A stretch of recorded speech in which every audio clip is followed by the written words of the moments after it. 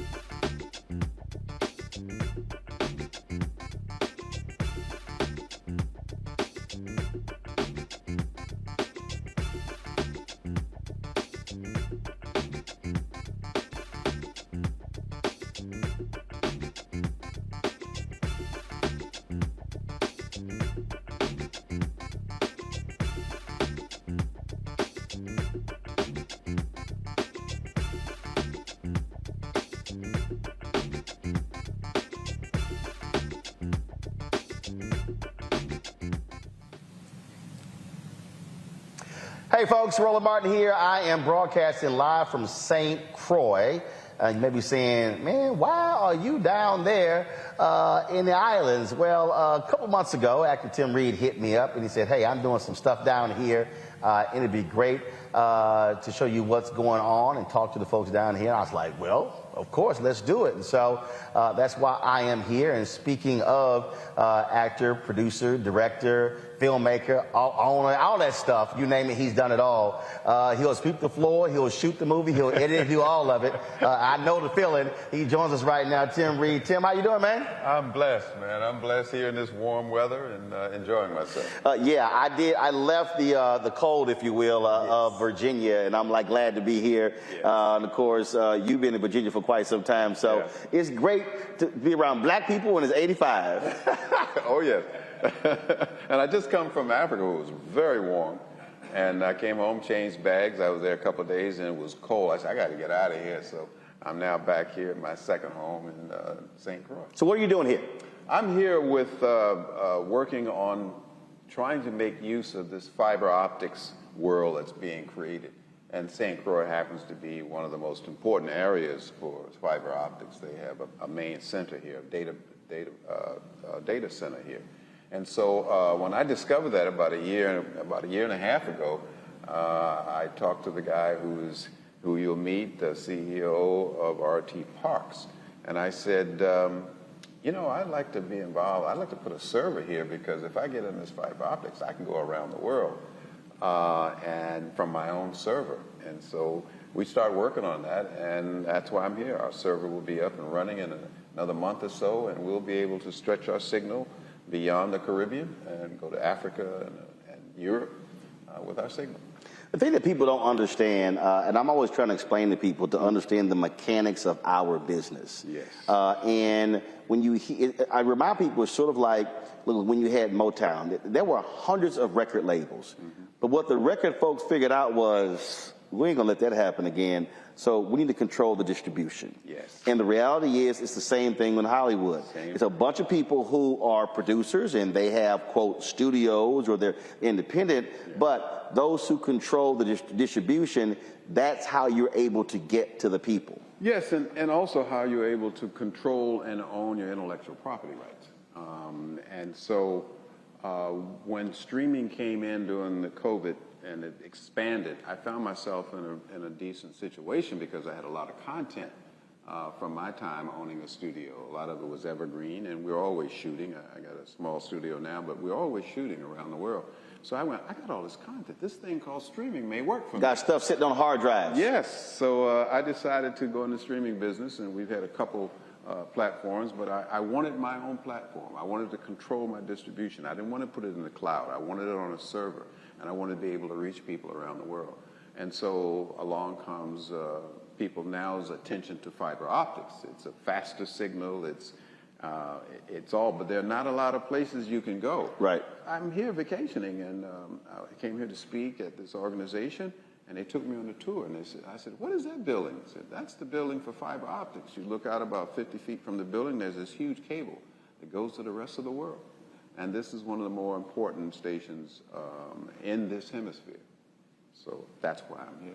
And one of the things that, I mean, we've talked over the years, and you spent a lot of time, and money. A lot of time, money, but a lot of time interfacing with brothers and sisters in France, in England, but also on the continent. And what we are seeing now in Africa is an explosion because people understand the power of media. I've long said that. And it was interesting when we were driving around. I remember when we were on a panel together at Congressional Black Caucus, where I said media is the second most powerful institution in the world, right behind the military. Yes. And if we understand the power of media and how to use it and then empower it, we can actually control it. There you go. And control the message. Yeah, I spent a lot of time on the continent of Africa, and I've been going there since the late 70s.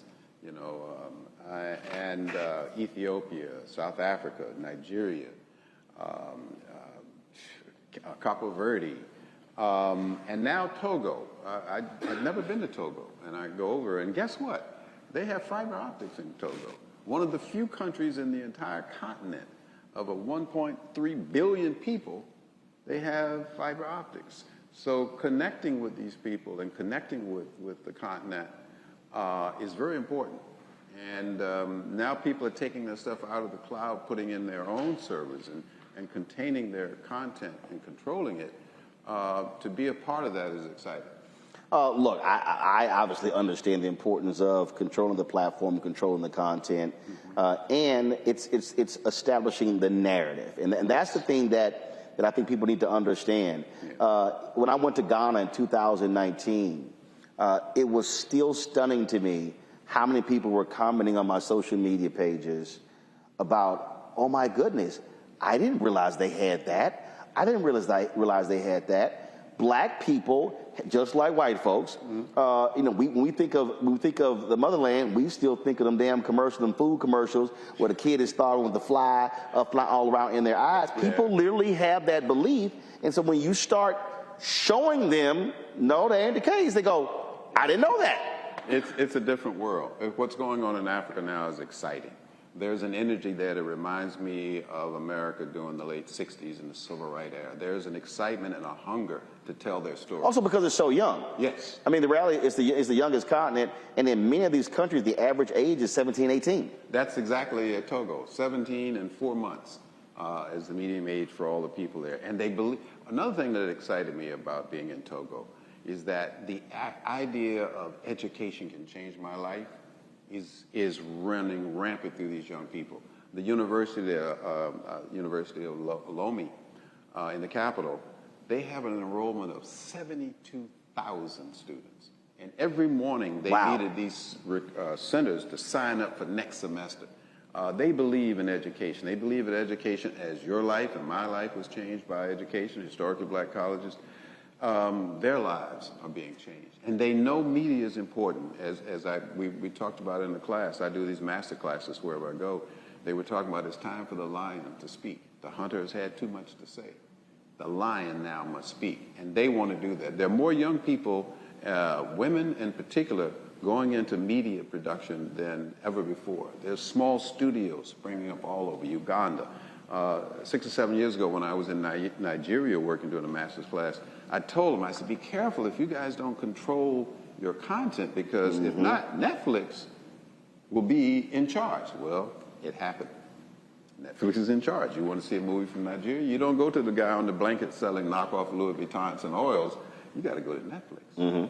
Also, I think that in terms of our folks who are watching at home, when I was in Ghana in 08 and 19, in Liberia last year, is trying to get our people beyond media to understand the economic opportunities that exist outside of the United States. And it's hard for people to grapple with that. So many people are focused on, well, what's happening in Atlanta or Alabama or what's happening in Chicago, and not thinking global. You got to think global. It's a different world we live in now. I mean, you can, and with fiber optics and Elon Musk, the crazy man, his Sky program, you can move a message instantaneously in wonderful resolution anywhere in the world now in a split second. And so what we're going to do if we're not careful, our message will have to be sent by someone else. I want to be a part of sending my message, and I want to be with people who want to do that. And also we got to think about the size of the audience. People don't realize there's 1.3 billion people on the continent of Africa that are predominantly all black. We do everything for 42 million black folks in America. Well, there's 8 to 10 million in the Caribbean. That's look. I mean, if you look at in terms of Afrobeats, how that's dominated the music scene, hip hop culture, and what was exported played a role there as well. And so, if our folks can understand that if our music can travel, if our movies can travel, then guess what? Other things can travel too. They should, and if not, Afrobeats has taken over the music world. I mean, I met just this a few weeks ago, a couple multi-millionaires who made their money. I've never heard their music here, but they're all over Africa. They're, television shows and things like that. So it's a big world. Not everybody now is waiting for rice to be dropped out of a helicopter. There's some multi-millionaires over there that are doing great business in businesses that we normally don't see black folks get involved in. Absolutely. Well, Tim, always good to see you. Look forward to this weekend. Look forward to the conversations. Play some golf? I said, listen, if y'all trying to get me to come to St. Croix, look, I got to play golf at least one time. I said, that was like the second thing. I'm like, hold up, we're going to meet first. Golf going to be a part of this conversation. And it will be. All right, I appreciate it. Thanks a bunch. All right, folks, hold tight 1 second. We come back. We're going to chat with Congressman Glenn Ivey of Maryland about George Santos, kicked out of Congress expelled. Even Republicans wanted him to go. We'll also talk about research and technology here in St. Croix. What will it take to actually grow this huge opportunity in this country to benefit black folks here and, of course, around the Caribbean as well. So we'll talk about that in this hour. In the second hour, we'll have a conversation about menthol, banning menthol cigarettes. Some black folks are for it, others are against it. I'm absolutely for it. Plus, it's World AIDS Day. So it's a jam-packed show we got for you right here on Roland Unfiltered, right here on the Black Star Network. You too, folks, hit that like button if you're watching. And don't forget to support us as well. Your dollars are absolutely critical. You know, we're fighting a good fight when it comes to these advertisers, but it's important for you to also join our Bring the Funk fan club. Folks, you get this show 2 hours a day. For Roger Muhammad show 2 hours a day. You get Deborah Owens show, Jackie Hood Martin show. You get Stephanie Humphrey show, Dee Barnes show, Greg Carr's show. There's no black-owned media platform doing the amount of original news that we do every single day right here on the Black Star Network. And so please send your check and money order to P.O. Box 57196, Washington, D.C. 20037-0196. Cash App, $RM Unfiltered. PayPal, R Martin Unfiltered. Venmo is RM Unfiltered. Zelle, Roland at RolandSMartin.com. Roland at RolandMartinUnfiltered.com. Also, download the Black Star Network app, Apple phone, Android phone, Apple TV, Android TV, Roku, Amazon Fire TV, Xbox One, Samsung Smart TV. Be sure to get a copy of my book, White Fear, How the Browning of America is Making White Folks Lose Their Minds, available at bookstores nationwide. Download the audio version on Audible. We'll be right back. You busy? Grow your business or career with Grow with Google's wide range of online courses, digital training, and tools. Gain in-demand job skills with flexible online training programs designed to put you on the fast track to jobs in high-growth fields. No experience is necessary. Learn at your own pace. Complete the online certificate program on your own terms.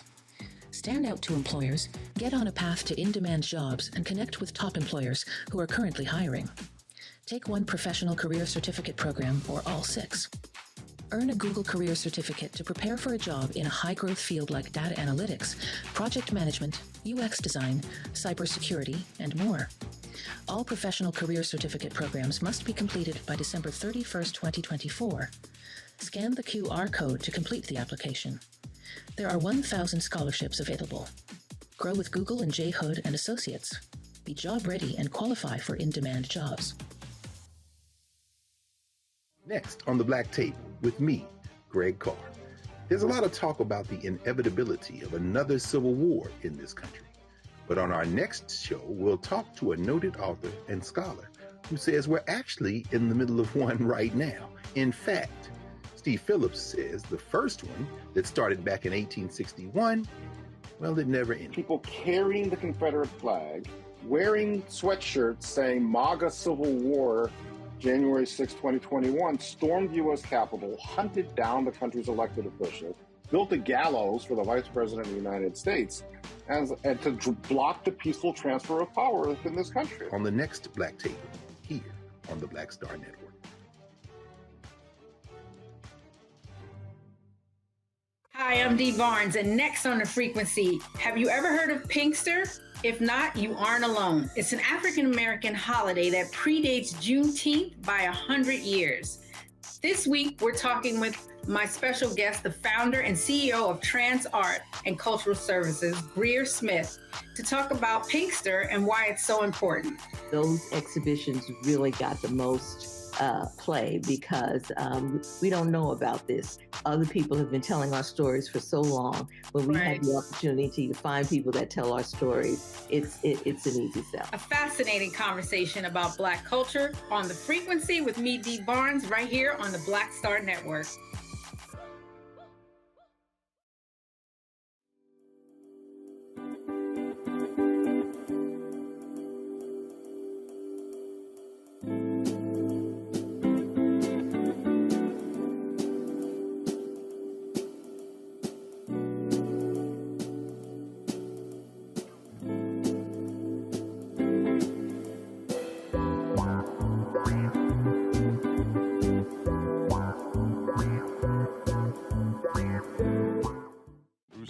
Creator and executive producer of the Proud Family, Louder and Prouder, and you're watching Roland Martin Unfiltered.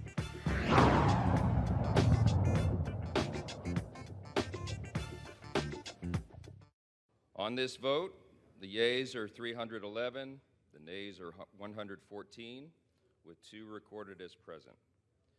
2/3 voting in the affirmative, the resolution is adopted, and a motion to reconsider is laid upon the table.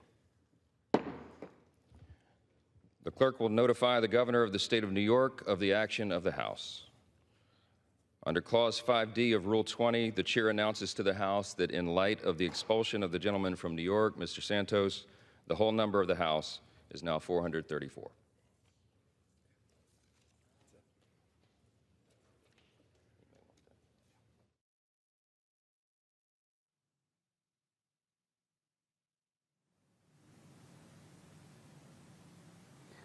Well, folks, you see New York Congressman George Santos, gotta go.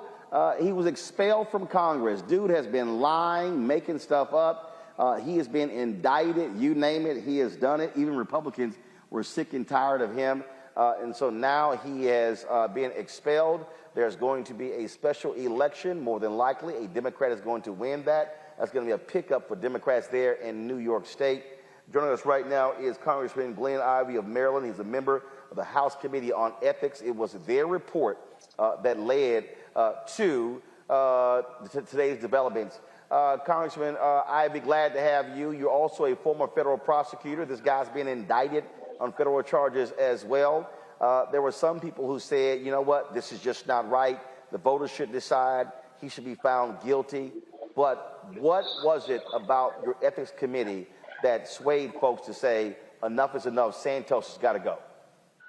Yeah, I mean, I think the ethics committee did a lot of work to put together a strong report. We did over 40 subpoenas, interviewed like over 40 witnesses. We had 172,000 pages of documents we went through. It was a very thorough investigation.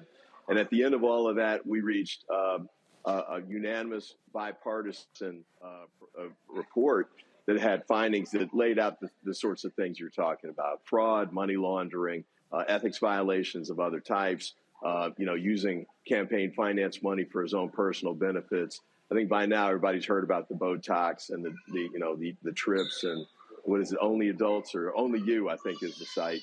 I think people know what was going on there. And I think for most of us, after we were able to lay it out in the report and send it to our colleagues, I think they joined us in deciding it was time for him to go. Even one of the Republicans said that he and his mother actually had their credit card, money was taken off of their credit card by the Santos campaign. And he was like, I'm sorry, y'all may not want this guy to go, but he got to go. I think it was Congressman Max Miller.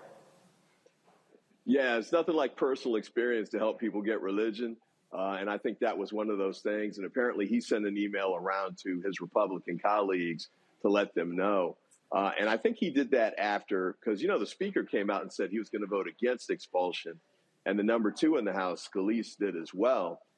So I think I was actually thinking that might turn the tide. But when their colleague came out and said, yeah, I got ripped off as well with one of these credit card scams, I think that was a nail in the coffin there, in addition to the report and in addition to the indictment, in addition to all these other things that sort of grew out around his trail of misconduct.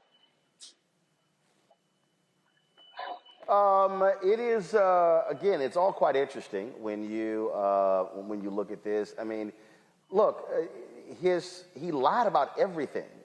And a lot of Republicans were standing with him. Speaker Kevin McCarthy was standing with him.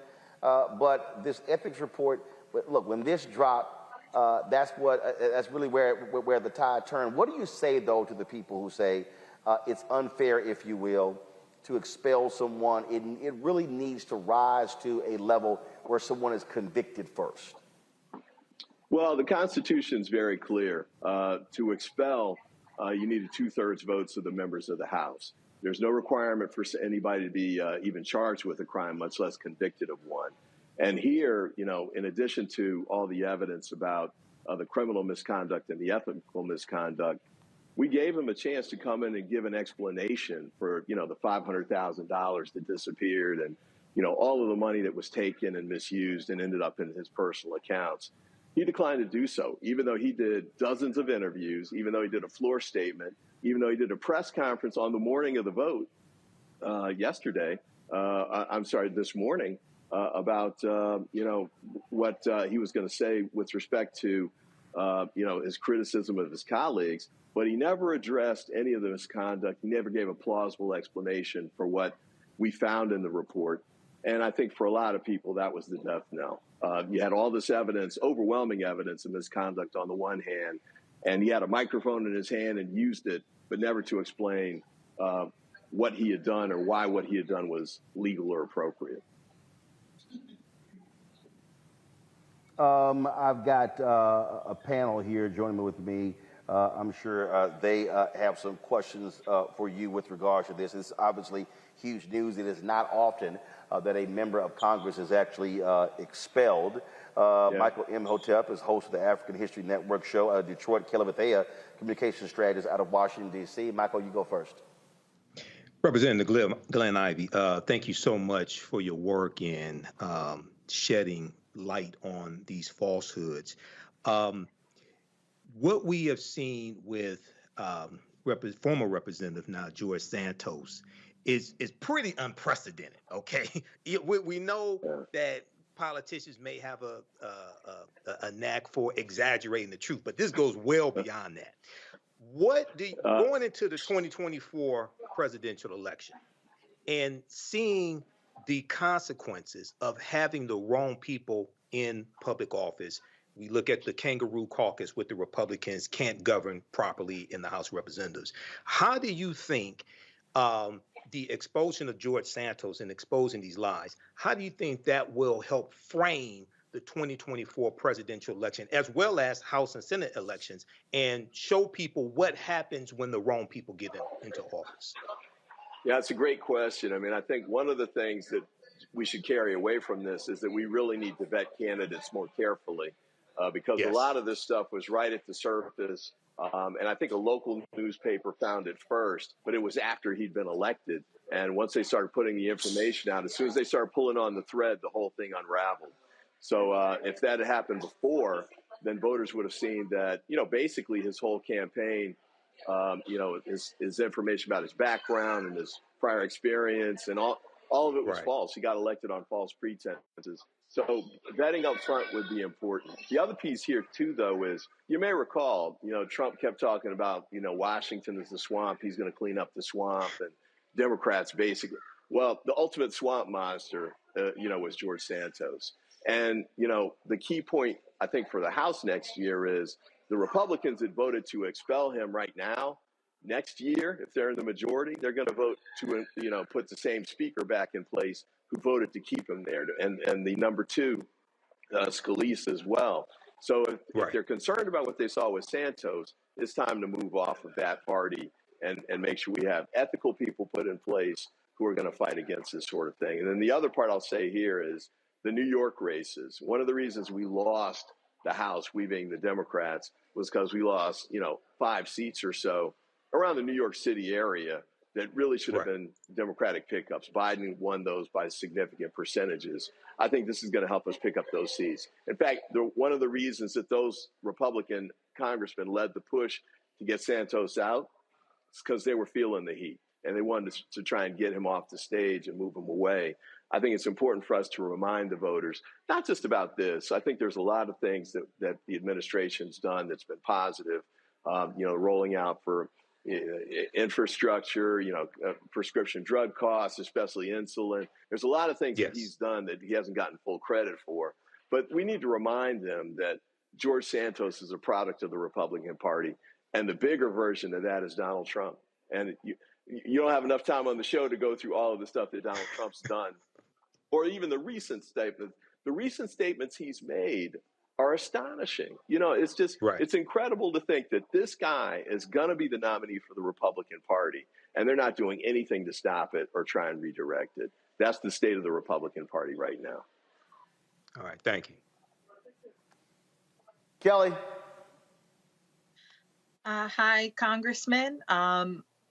One of the things that I noticed in reading articles about this today was the fact that Speaker Johnson or Majority Speaker Johnson talked about how this would set bad precedent because there hasn't been a full criminal investigation, et cetera, et cetera. Can you talk about that in the sense of this is really a place of work and you don't have to have a criminal investigation necessarily to be fired from your place of employment if you decide to break, ethics violations within your place of employment?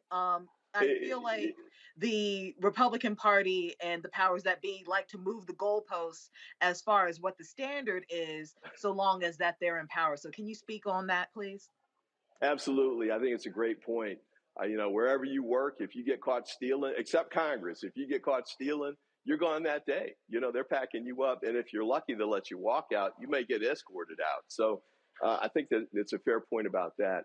Additional points on this, though. I mean, some people were saying the voters of New York put him there. They should be the ones to decide. But remember, he got there based on false pretenses. Everything was fraudulent about his campaign, including the finances that he used to pay for some of his campaign events and campaign activities. So, you know, you got to take it with a grain of salt. And by the way, if the voters of New York decide they want him back, they can always put him back in. Remember the Tennessee Three? They got expelled from the Tennessee state legislature, but the voters there saw that it was illegitimate and they put him back in the next election. George Santos isn't coming back. In fact, he knows he's not coming back, and that's why he announced, you know, like it was some big concession that he wasn't going to run for re-election. The voters of New York couldn't wait to get rid of him. And then the other point that I want to make on that front, too, is this was a bipartisan report. It got a unanimous vote, a 2/3 vote, unanimous vote out of the committee, 2/3 vote to expel him from the House. That's a very high bar to reach, and it doesn't happen very often. That's why he's only the 6th in American history. One quick point, though, I know that there were concerns, and I share some of these with the motions to censure. The Republicans have gotten fast and loose with some of those. For example, Adam Schiff, they censured Adam Schiff, but he didn't get anything remotely approaching due process. The censure vote, they penalized him before he even got referred to the Ethics Committee for us to do an investigation. Right. And it was a totally illegitimate piece, too. You know, I defy people to look at all of the scope of what George Santos did here, the breadth of it, the scope of it, the venality of it, and to say they're okay with that, that there's some kind of misunderstanding or that's free speech or legitimate conduct. Nobody says that. Matter of fact, George Santos didn't even say that. So I understand people have concerns about due process, but yeah, due process, 6 ways to Sunday on this. And I think the outcome is the right one. You had to be held accountable. All right. Congressman Glenn Ivey, I appreciate it. Thanks a lot. Thank you. Have a good one. All right. Folks, y'all know they don't play this here. Let me play this here. I just saw this video here. This is a video of them literally changing the locks on George Santos's office in Congress. And we already know he's nuts as well. Do y'all realize he sent out a statement? Check this out, y'all. He sent out a statement that this is what it said. George Santos, I was not expelled today. I thank my colleagues for standing by me. I look forward to being back at my desk on Monday morning. Have a fun weekend, everybody. Okay. Sure, dude. That ain't going to happen. But look, the guy has lied about a whole lot. And I think what you're seeing is even Republicans saying, look, you got to go. And it's greatly reduced their majority. And remember, you got an Ohio congressman who just accepted the job as a president of Youngstown State University. That drops it even further. And so they are going to be hanging on by a thread to a very slim majority there in the House. So they cannot lose any more defections. And so we'll see what happens next. All right, folks, got to go to a break. We come back. We're going to talk about research and investment here in St. Croix. What could it mean not only for the people on this island, in this country, but also for the African diaspora? We talk a lot of times about technology in our Tech Talk segment and others, and we really need to be focusing on how do we create and build wealth in the technology space. And so we'll discuss that next, right here on Roland Martin Unfiltered, live from St. Croix on the Black Star Network. Hatred on the streets, a horrific scene, a white nationalist rally that descended into deadly violence. White people are losing their damn minds.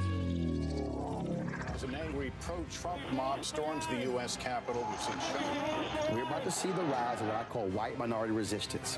We have seen white folks in this country who simply cannot tolerate black folks voting. I think what we're seeing is the inevitable result of violent denial. This is part of American history. Every time that people of color have made progress, whether real or symbolic, there has been what Carol Anderson at Emory University calls white rage as a backlash. This is the rise of the Proud Boys and the Boogaloo Boys. America, there's going to be more of this. Here's all the Proud Boys, Dave. This country is getting increasingly racist in its behaviors and its attitudes because of the fear of white people. The fear that they're taking our jobs, they're taking our resources, they're taking our women. This is white fear.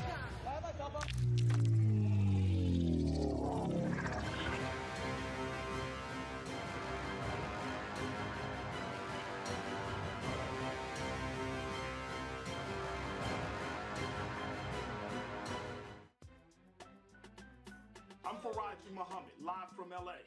And this is The Culture. The Culture is a two-way conversation. You and me. We talk about the stories, politics, the good, the bad, and the downright ugly. So join our community every day at 3 p.m. Eastern and let your voice be heard. Hey, we're all in this together. So let's talk about it and see what kind of trouble we can get into. It's The Culture, weekdays at 3, only on the Black Star Network.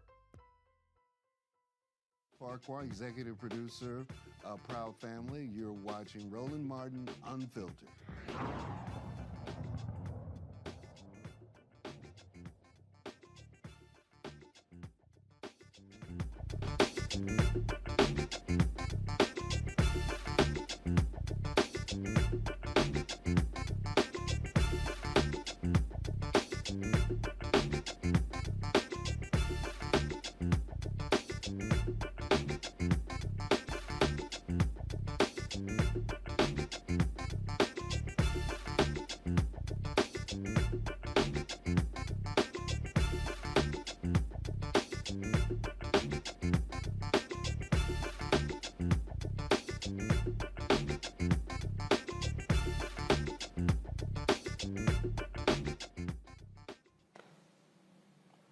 All right, folks, welcome back to Roland Martin Unfiltered right here on the Black Star Network. You know what? We should have had us play our Tech Talk stinger.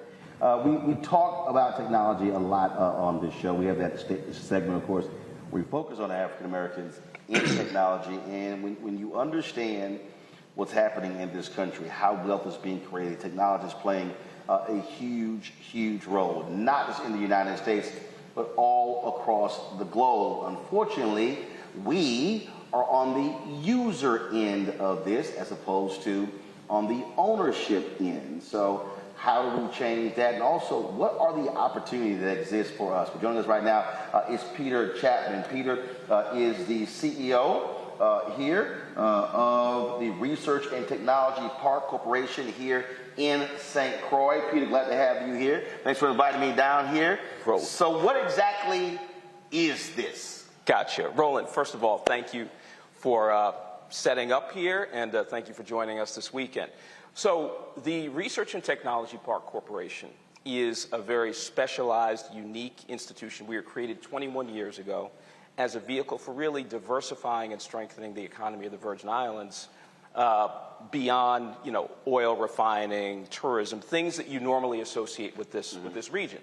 And so we were established to really harness opportunities in the tech sector, which we'll talk about, in ways that would support the growth of the economy. So because we have some very unique challenges and opportunities, we focus not just on technology, which I'll explain, but we also focus on what we call comprehensive economic and community development. So, for example, we provide services to early-stage entrepreneurs, right, including Black and brown entrepreneurs, right, to help them get traction in the tech sector. Only here or all over? In the region, in the U.S. Virgin Islands, which primarily includes St. Thomas, St. Croix, where we are, and St. John. But there are a bunch of smaller islands as well. We also engage in what we call physical redevelopment, community development. We have a project across the street, the first phase of which will be about $50 million that will build new mixed-income housing, office space for businesses, so forth and so on. We also have talent development and talent attraction programs. We have a STEM education program, right, to bridge the divide between the haves and the have-nots in terms of STEM education. So we do a lot beyond the traditional work that you associate with tech-based economic development groups like Y Combinator and institutions like that out in Silicon Valley.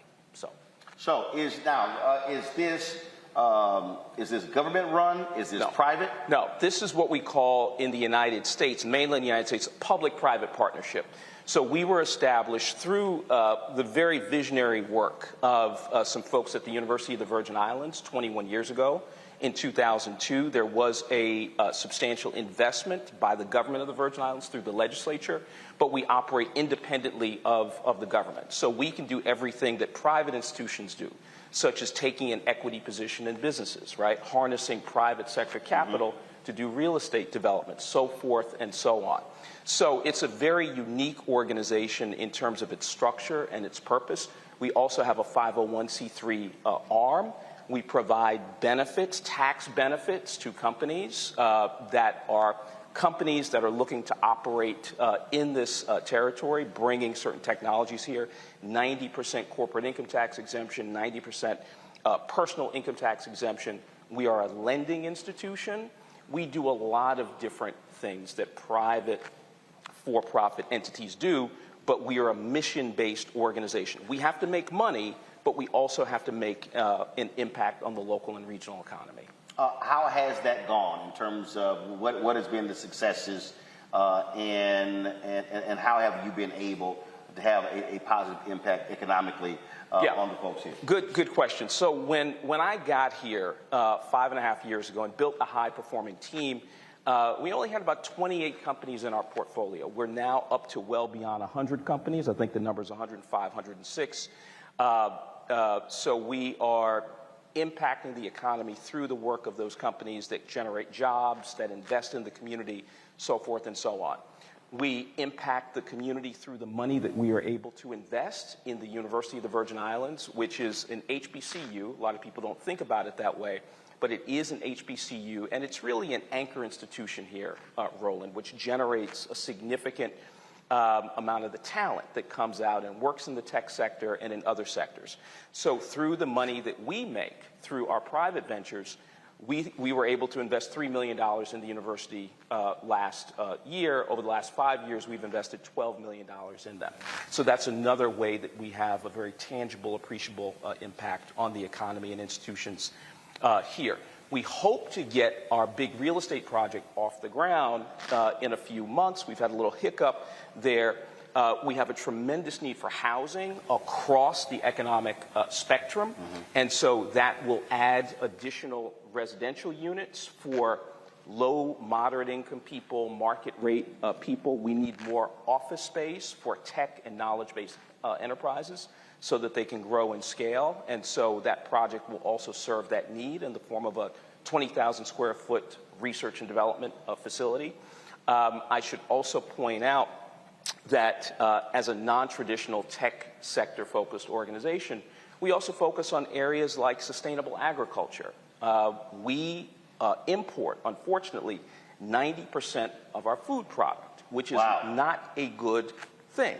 And so to ease 90% into the Virgin Islands. 90% into the Virgin Islands, which contributes to food being extremely expensive, which is a burden for many folks here. So the average, household income is about $38,000, $40,000. Here, the unemployment rate, the labor force participation rate is 49%.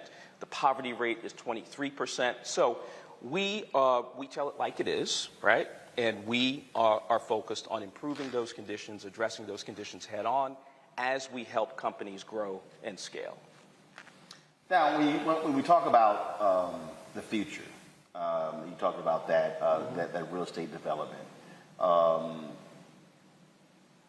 get housing as well. Do you have the labor force here that's ready for the future? We have. It depends on the companies, right? If you have a company, right, a cybersecurity company, right, that has limited needs in terms of the number of people that they require, 10, 15, 20, we can generally fill those staffing needs with people that we have in the territory. If you're talking about a larger employer that is employing 50, 100, right, 250 people, then we have to expand, right, what we call our labor shed. And we look at Puerto Rico, we look at the mainland U.S. We have a portal that we call Vista Plus, which stands for Virgin Islands STEM Talent Archive, which is designed to connect people within the Virgin Islands diaspora. They could be in the mainland United States, they could be in Europe, Asia, connect them to companies here that are looking to grow and scale, right? And so that's not the panacea, but that's one very practical thing that the RT Park does to help address the staffing needs of companies operating here. Now, are you looking to attract people to open their businesses here for investment? We are. We are aggressively, right? So we are looking to attract what we call high-performing companies, right? These are companies that can employ significant numbers of people, but we are also looking for early-stage companies, right, that have a great deal of potential. We operate a program, among several others, that we call our accelerator program. It's called Accelerate Virgin Islands. It's modeled heavily on Y Combinator in Silicon Valley. The architect of that program is a graduate of Y Combinator, and that program attracts applicants literally from all over the world, right? So we provide them with intensive technical assistance and funding to help grow and scale their businesses, and the expectation is that they will at least locate part of their business in the Virgin Islands. So when we look at data from Brookings, Urban Institute, places like that, we see that roughly 90% of economic impact in any region comes from expanding businesses and startups. So that's why that robust startup program is critical to us. In fact, you'll be interested in knowing that one of our potential unicorns is actually run by a young brother from Houston. He has a company called Grind, which is an automatic rebounding machine. I know you're a sports fan as well. So this is a product that's made for the consumer market as opposed to just institutions. So he was nurtured right here at the RT Park. He was on Shark Tank a few years ago. And so that's an illustrative example of the caliber of early stage firms. Now, so y'all invested in that company? We are. We're a business, right? Mission-based business. So we have an equity stake in the early stage companies. So if they do well. And define early stage. So yeah, good question. So if you've been in existence for 2 to 3 years and you have some demonstrated staying power, if you have what we call minimum viable product, which basically means a prototype, right, that we have determined has merit, has value, then you have a good chance of being accepted into our accelerator program. So it has to be product-based? It doesn't have to be product-based, but that's where our strengths lie as an economic development institution, right? So we have those type of companies, but then we have companies that want to be here because of all the competitive advantages, some of which Tim Reid mentioned, and they don't really need any help, right? They're coming here because they want to take advantage of the tax benefits or because they want to take advantage of the fiber optics network. We have the second biggest concentration of fiber optics in the Americas, right here in the Virgin Islands, and there's a pipe leading from that infrastructure to this building where we're sitting. So if you have a server like Tim's and you need a place to house your server, you can house it right here at the RT Park headquarters. So there are lots of benefits that accrue to high-performing companies that are in the United States and other places that want a good place to operate and to grow and scale. And what many of them do is they may leave their core operation in the United States but establish a secondary operation to take advantage of all these benefits, particularly the tax benefits. All right. Hold tight 1 second. We come back. My panel, they got some questions for you as well, so we'll look forward to doing that, folks. We're talking entrepreneurship, economics, technology, you name it. We cannot talk about wealth creation if we're only thinking about it through working for somebody else. And so we'll continue this conversation live here in St. Croix. When we come back, don't forget, if you're on YouTube, hit the like button, folks. We should easily be over 1,000 likes. And also, Don't forget, you can also support us in what we do by joining our Bring the Funk fan club. Your dollars are critical. About $230,000 behind where we need to be for this year. And so please support us, folks, with your resources. Look, we're asking 20,000 of our fans on average to give $50 each. That's $4.19 a month, 13 cents a day. Some people give less. We appreciate every dollar. Some people have given more. So you can see your checking money order to P.O. Box 57196, Washington, D.C., 20037-0196. Cash App, $RM Unfiltered. PayPal or Martin Unfiltered. Venmo is RM Unfiltered. Zelle, Roland at RolandSMartin.com. Roland at RolandMartinUnfiltered.com. We'll be right back.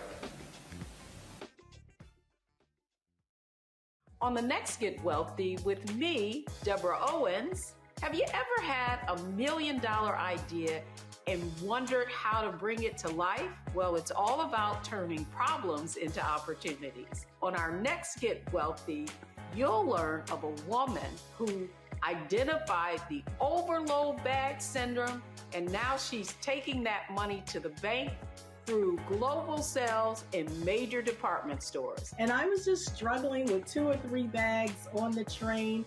And I looked around on the train and I said, you know what? There are a lot of women that are carrying two or 3 bags. That's right here on Get Wealthy, only on Black Star Network. When you talk about blackness and what happens in black culture, we're about covering these things that matter to us, speaking to our issues and concerns. This is a genuine people-powered movement. There's a lot of stuff that we're not getting. You get it, and you spread the word. We wish to plead our own cause. Too long have others spoken for us. We cannot tell our own story if we can't pay for it. This is about covering us. Invest in black-owned media. Your dollars matter. We don't have to keep asking them to cover our stuff. So please support us in what we do, folks. We want to hit 2,000 people, $50 this month, raise $100,000. We're behind 100,000, so we want to hit that. Y'all money makes this possible. Checks and money orders go to P.O. Box 57196, Washington, D.C., 20037-0196. The Cash App is $RM Unfiltered. PayPal is R Martin Unfiltered. Venmo is RM Unfiltered. Zelle is Roland at RolandSMartin.com. Hi, I'm Dr. Jackie Hood Martin, and I have a question for you. Ever feel as if your life is teetering and the weight and pressure of the world is consistently on your shoulders? Well, let me tell you, living a balanced life isn't easy. Join me each Tuesday on Black Star Network for A Balanced Life with Dr. Jackie. We'll laugh together, cry together, pull ourselves together, and cheer each other on. So join me for new shows each Tuesday on Black Star Network, A Balanced Life with Dr. Jackie.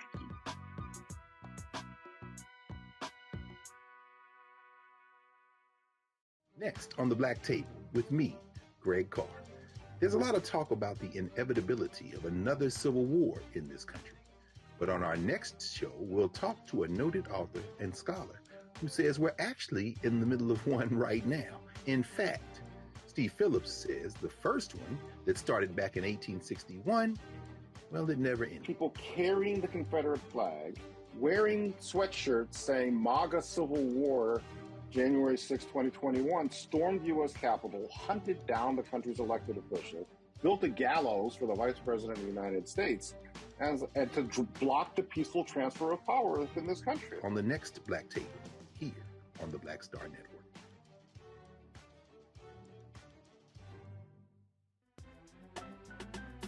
I'm Faraji Muhammad, live from LA.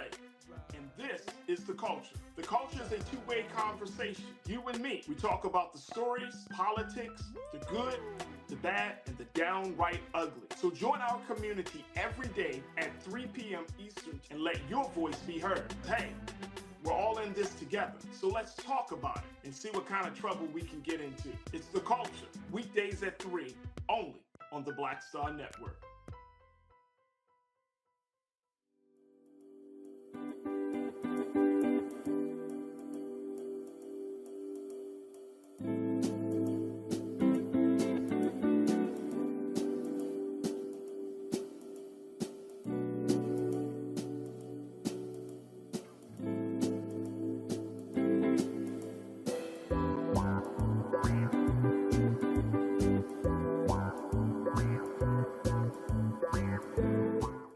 D. Barnes, and next on The Frequency, have you ever heard of Pinkster? If not, you aren't alone. It's an African-American holiday that predates Juneteenth by 100 years.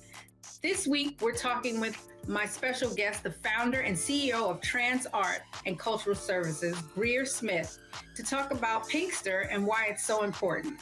Those exhibitions really got the most play because we don't know about this. Other people have been telling our stories for so long. When we have the opportunity to find people that tell our stories, it's an easy sell. A fascinating conversation about Black culture on The Frequency with me, D. Barnes, right here on the Black Star Network.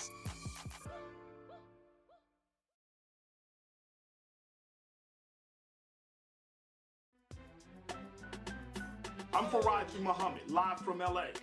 And this is The Culture. The Culture is a two-way conversation. You and me. We talk about the stories, politics, the good, the bad, and the downright ugly. So join our community every day at 3 p.m. Eastern and let your voice be heard. Hey, we're all in this together. So let's talk about it and see what kind of trouble we can get into. It's The Culture, weekdays at 3, only on the Black Star Network. Me, Sherry Shepard, and you know what you're watching, Roland Martin Unfiltered.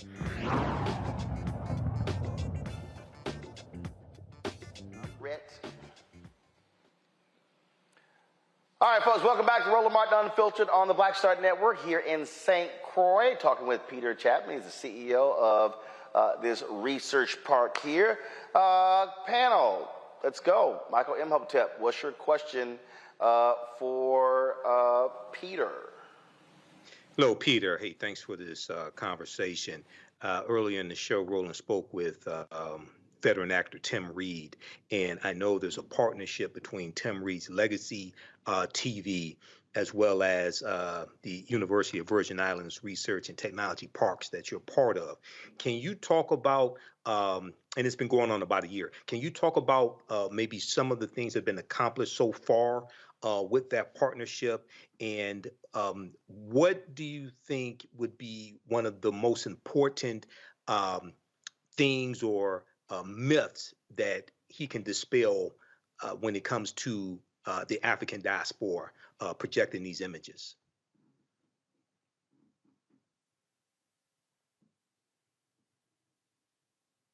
Michael, ask the question again. Okay.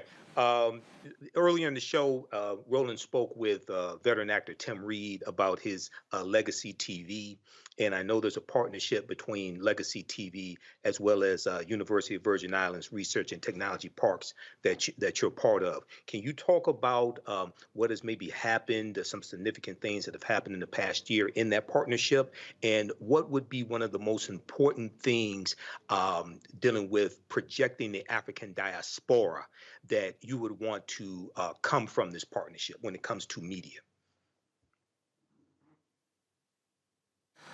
So if I understand the question correctly, I'm being asked to talk about what I view as the critical elements of the partnership with Legacy Media. So let me take a step back and say Legacy Media is critically important to us because it specializes in quality content drawn from throughout the African diaspora. So that makes it very unique in terms of its cultural benefit. It also makes it unique in terms of its potential to generate revenue and be a viable company here in the Virgin Islands that grows and scales. So Tim Reid has made tremendous progress along with other members of our team in establishing a partnership with Legacy Media, with Liberty Media, which is another portfolio company of ours, which gives him access, gives him a platform from which to reach markets throughout myriad parts of the Caribbean and Latin America. So that's very, very important to the viability of the business. I think that is a critical achievement of our partnership with Tim thus far. We are in the process of helping Tim establish his server here in the building. That's a technical issue, but that will position him to continue to do good things in this market. So hope that makes sense to you. All right, thank you. All right, Kelly, your question.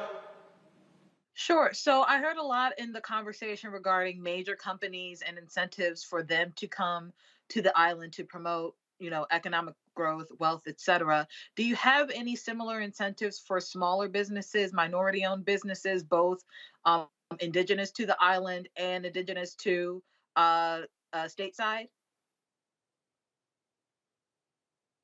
We do. So those incentives that I talked about, those are not peculiar to quote unquote larger or hyper mature businesses, right? So if you are a smaller business, right, that let's say is generating $400,000, $500,000 a year in revenue, right? So it's all about the numbers, right? You could be a viable candidate for our tax benefit program, our tax incentive program, which would give you all of the benefits of the, of the larger, higher revenue generating companies. Thank Does you. that answer your question, Kelly? It does. Thank you. Michael, Kelly, you have another question before we go? Yeah, very quickly. When we look at the U.S. Virgin Islands, we see this is still, I would say, still part of the African diaspora, even though sometimes people may not look at it that way. When it comes to African Americans, what are some things that you think are important for us to know historically about the U.S. Virgin Islands so we can connect with those brothers and sisters there? Yeah, so I think you answered your own question at the beginning. We are part of the African diaspora, just like the mainland United States. We have similar histories, right? So we've inherited the legacy of slavery, different forms of Jim Crow. It's not called Jim Crow here, but we have more in common than not. In fact, we are making a concerted effort to elevate our profile among African Americans on the mainland because we want them to see this as a viable place to locate their businesses, just as Mr. Reid has with Legacy Media. So there's a lot there, but the bottom line is that we have a lot in common, and this should be a place where African Americans from the mainland feel very, very comfortable socially, culturally, and in terms of operating their businesses. Okay, thank you. Last question for me, Peter, and that is,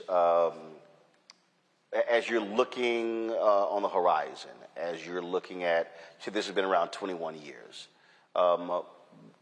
where do you see this research development corporation being 5-10 years from now? Yeah. Where do you want it to be? Yeah, I mean, first of all, that's a great question. So first of all, I want us to have even more portfolio companies than we have now. So in another 5 years, I would like to be at, somewhere closer to 140, 150 portfolio companies. I want us to be a major contributor to what we call physical infrastructure, so housing, office space. We have a lot of technical capabilities there. And we also want to increase the number of businesses that are owned by Black and brown people operating here. We've taken some steps in the right direction in that regard, but we still have a lot more work to do because I want us to be seen as really a hub for tech-based economic development in the Americas. And by the way, we were designated in 2020 as one of the highest performing economic development organizations in the Americas, and that's by the International Economic Development Council, and that's a very prestigious designation. So I want us to continue making strides toward making us a tech hub in the region. And the region for us is 44 million people throughout the Caribbean, not just the 100,000 people or so in the Virgin Islands. All right, then. Peter Chapman, we appreciate it, man. Thanks so much. Thank you so much. Appreciate it. Thank you. All right, thanks a lot. Thank you. All right, folks, when we come back, we'll talk about the fight to get the FDA to ban menthol cigarettes. There are others who do not want that to happen. Also, World AIDS Day. Plus, the inmate that stabbed Derek Chauvin 22 times will tell you what they're charging him with. And actress Julianne Margulies, she is apologizing for some wild comments she made about Black folks with regards to Israel and Gaza. Plus, Jussie Smollett headed back to prison. We'll tell you why. All of that in the next hour. Roland Martin Unfiltered right here on the Black Star Network. Grow your business or career with Grow with Google's wide range of online courses, digital training, and tools. Gain in-demand job skills with flexible online training programs designed to put you on the fast track to jobs in high-growth fields. No experience is necessary. Learn at your own pace. Complete the online certificate program on your own terms. Stand out to employers, get on a path to in-demand jobs, and connect with top employers who are currently hiring. Take one professional career certificate program or all 6. Earn a Google Career Certificate to prepare for a job in a high-growth field like data analytics, project management, UX design, cybersecurity, and more. All professional career certificate programs must be completed by December 31st, 2024. Scan the QR code to complete the application. There are 1,000 scholarships available. Grow with Google and J. Hood and Associates. Be job ready and qualify for in-demand jobs. Hatred on the streets, a horrific scene, a white nationalist rally that descended into deadly violence. White people are losing their damn minds. As an angry pro-Trump mob storms the U.S. Capitol, we've seen We're about to see the rise of what I call white minority resistance. We have seen white folks in this country who simply cannot tolerate black folks voting. I think what we're seeing is the inevitable result of violent denial. This is part of American history. Every time that people of color have made progress, whether real or symbolic, there has been what Carol Anderson at Emory University calls white rage as a backlash. This is the rise of the Proud Boys and the Boogaloo Boys. America, there's going to be more of this. Here's all the Proud Boys, guys. This country is getting increasingly racist in its behaviors and its attitudes because of the fear of white people. The fear that they're taking our jobs, they're taking our resources, they're taking our women. This is white fear.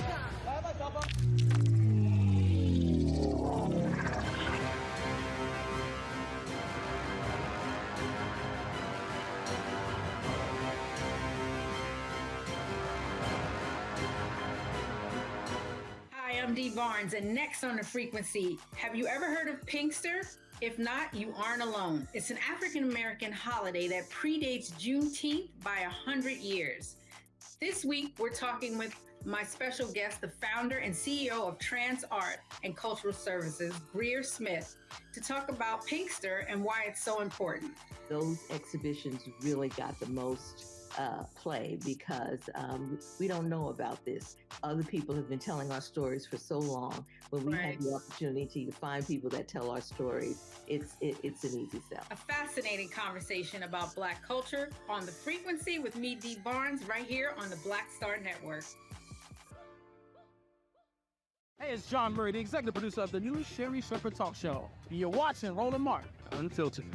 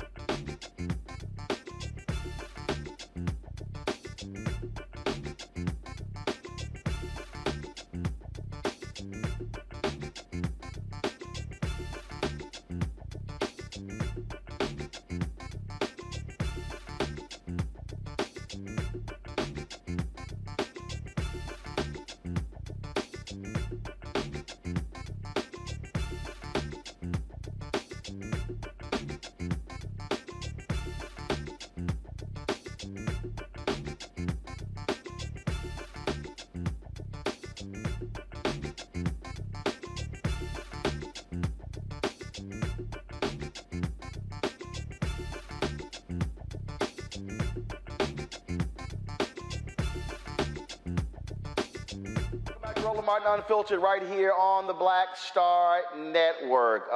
We've talked several times on the show about the call for the FDA to ban menthol cigarettes. African Americans have a high propensity to smoke menthol cigarettes than anyone else.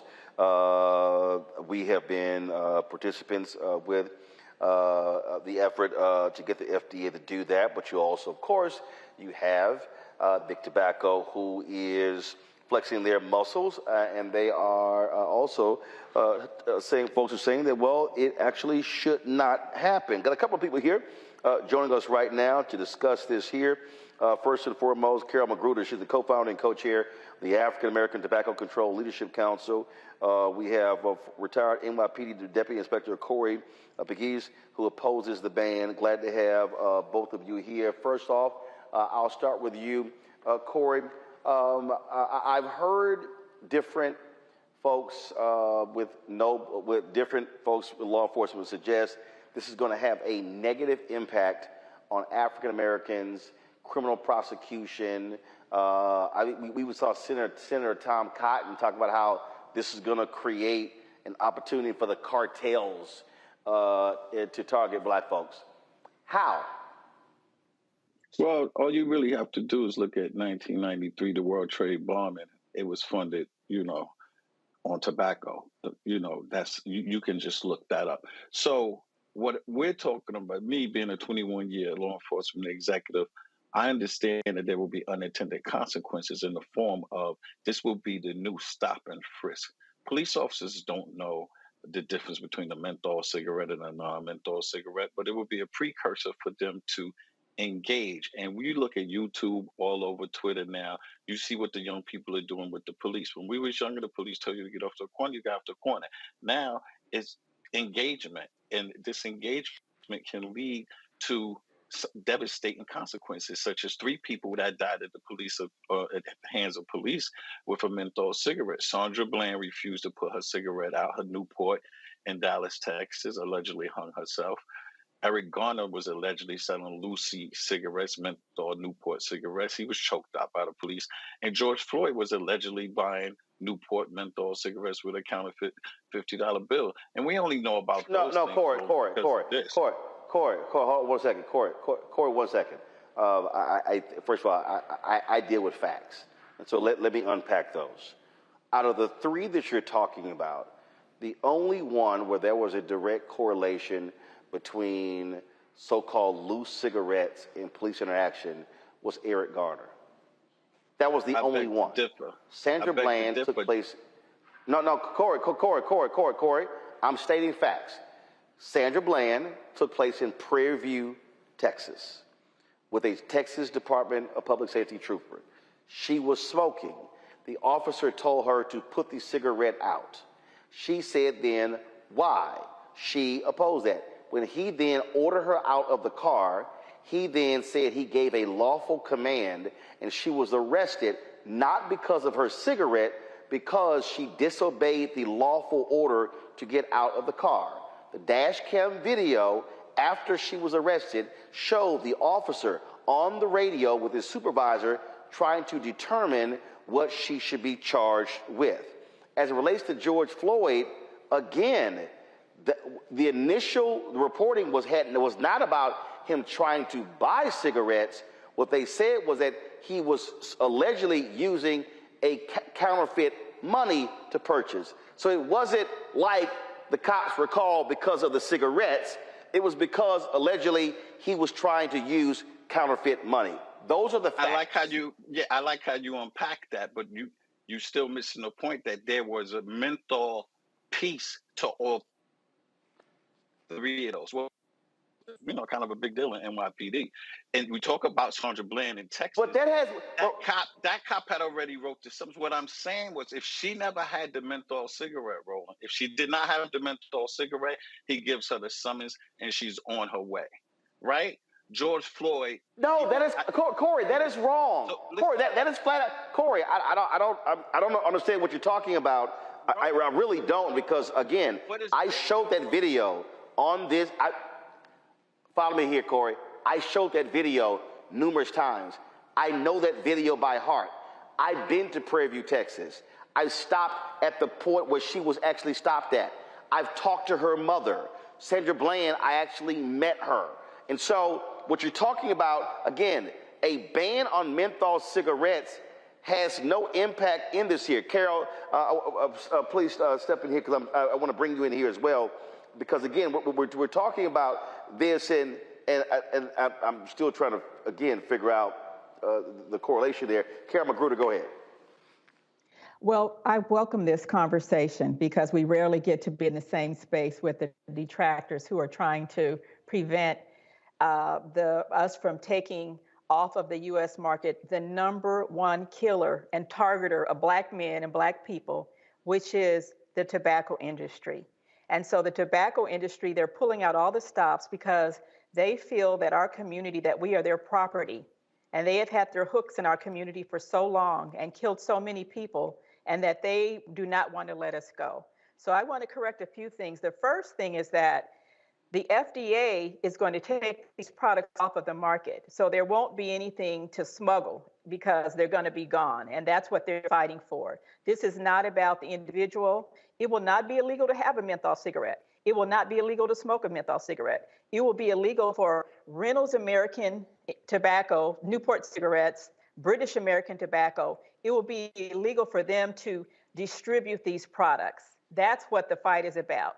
And that when President Barack Obama signed the Tobacco Control Act back in 2009, these products the FDA was mandated to do something, and they did not. And our organization, along with Action on Smoking and Health, the American Medical Association, the National Medical Association, our nation's doctors and Black doctors, sued the federal government to make them take this deadly product off the market. And it was only left on because we were a negotiation, and it stayed on.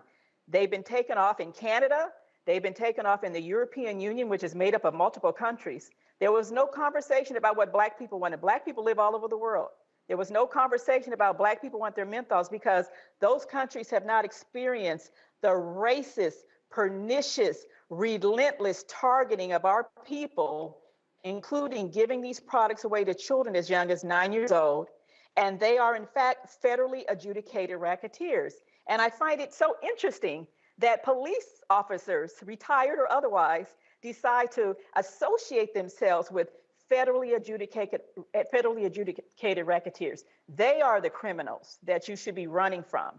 And that while we're fighting for something, let's fight for reparations for our people, for health equity reparations. And I'd like to ask our officer here, what does he think about the tobacco industry targeting of our people for all these decades of giving these products to children like Dave Chappelle? I'd like to ask you, sir, what do you think of that?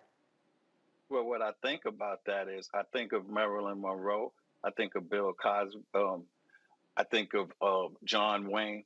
All of those white actors and actresses that was posing and selling tobacco also. So some kind of way, Black people had came up with this, that the tobacco industry. So let me give a disclaimer. I don't work for the tobacco industry. All right. So these are my personal thoughts. They have stopped targeting. We know it was the Cool Jazz Fest and all that. Like today, you'll never see LeBron James, Steph Curry. They'll never be able to endorse that. The only way they can do, advertisement is at point of sale.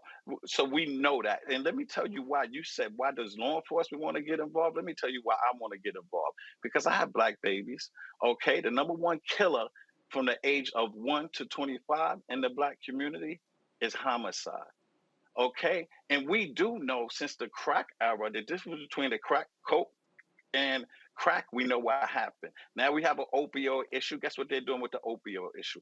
Counseling, treatment, and education. And I love it because those most of the white kids that's, strung out on opioids. So Corey. And so that's the Corey, I got to stop you here. Corey, I'm still, please. I'm still trying to understand. No, hold on 1 second. Corey, I'm still trying to understand because it's not clear. Why are you against a ban on menthol cigarettes? I mean, if again, this will be stopping the production and the distribution. That means they're gone. So are you saying that you're in support of menthol cigarettes? Well, what I'm in support of is for them to do it equally. Menthol is not even the addiction. Nicotine is the addiction in cigarettes, and nicotine is in all cigarettes. Menthol, And I menthol live makes in New the York. I poison go down live in New easier. York State. In New York Menthol State, numbs your throat. Actually, Corey, it dilates your lungs. 60% of cigarettes sold in New Corey, York already is on the illegal market. It's on the underground. So as police officers, Corey, one second. We do know that you just Corey, you hold on, Corey. You just made a statement about menthol and being addictive. Carol, go ahead. I want to say this. I'm in New York right now. I just left the Social Justice Coalition Summit that's put on by Rock Nation, the second one. And so I'm here with my sister colleague, Manu Jones from Detroit, who's getting this handled in Detroit. And our hearts are full because we've had a full day of seeing what Sandra Bland, what Eric Gardner, what Oscar Grant, what they had in common is that they're Black people who live in America. And so leaving the deadliest product on the market that kills 45,000 Black people, that's not going to help our community. And I want to ask the police officers who just have the time to protect menthol cigarettes and the tobacco industry, where was their presence today? We're at a conference that's talking about solutions, that's talking about all of the people who are wrongfully convicted in this country. That's what needs to happen. And that's where our officers who know where their bodies are buried, because they'll tell you that, well, I know because I'm an officer. I challenge you, sir, go back and clean up your departments. Go up and really participate in true police reform in this country. Let's get to the surface of the root of this, because Amadou Diallo was standing on his stoop and he was shot 44 times. Oscar Grant got off a BART train in Oakland, California, and he was shot in the back. So these issues are real. I mean, one second. I get that part in terms of police accountability. But Corey, I'm still trying to understand. This is what I'm confused by. If the FDA bans menthol cigarettes, which we're targeting Black people, the numbers show the percentage of Black people smoking menthols and the percentage of Black people who have been impacted and dying as a result are extremely high. What I'm trying to, what are you saying, Corey, ban all cigarettes? Or are you saying you don't like them? Okay, but here's my whole point. If you start with menthol, you can move to the next. So are you saying that by banning menthol, somehow that's negative on Black people? I'm literally confused with your argument. Exactly what is it? So the argument is this, Roland. Why ban something for one segment of the community? When you talk about 45,000 people die a year of Black people from menthol, no one gives the numbers of the white people dying from non-menthol cigarettes. So if you're going to do it, when we look at smoking cessation over the last 30 years, it has gone down 63%. Hey, Corey, I give a damn about Black people. Hey, Corey, you know who I care about? Black people. Do you know what I care about Black people? I care about Black wealth. I give a damn about my people too. Law enforcement executive, I care about all people. So obviously I care about all. But I'm gonna start with mine. I'm gonna start with mine. I don't want no unintended consequences. I know policing well. And what are the unintended consequences?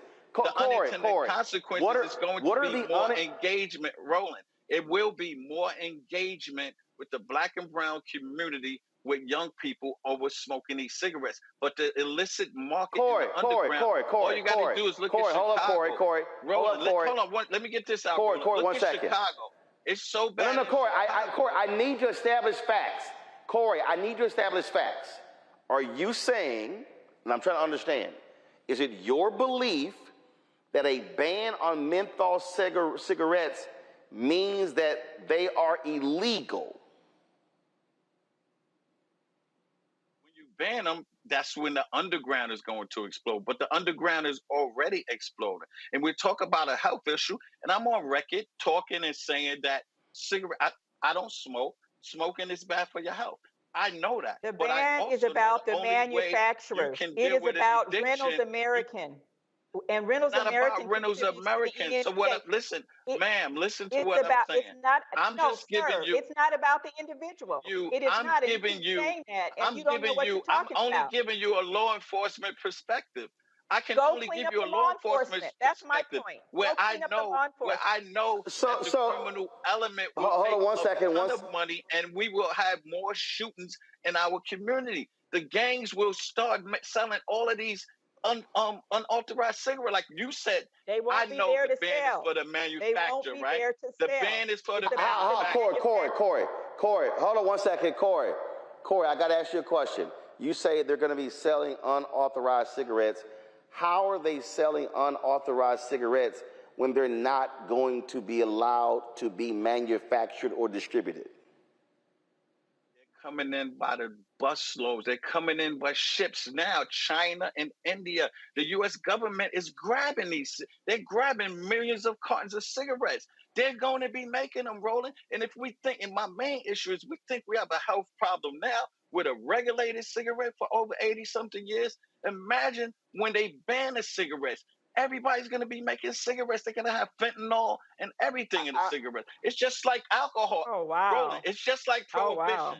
Prohibition didn't work. Wow. They all went and started making illegal moonshine, right? It's going to be the same thing with the cigarette. All right. We already seen this movie before. Don't be bamboozled by saying 45,000 Don't be black people bamboozled died by a year. an industry that doesn't want to let telling go you. of the black 1 second, vote. 1 second, Corey. Don't be Carol. bamboozled. Well, 1 second, Corey. Carol, let me ask you this question.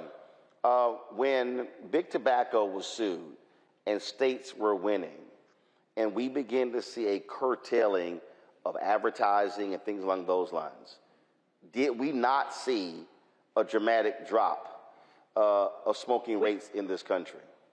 We have seen a dramatic drop, but there has always been a disparity. And so there was no bigger demonstration of the disparities when we had COVID. It just magnified the disparities.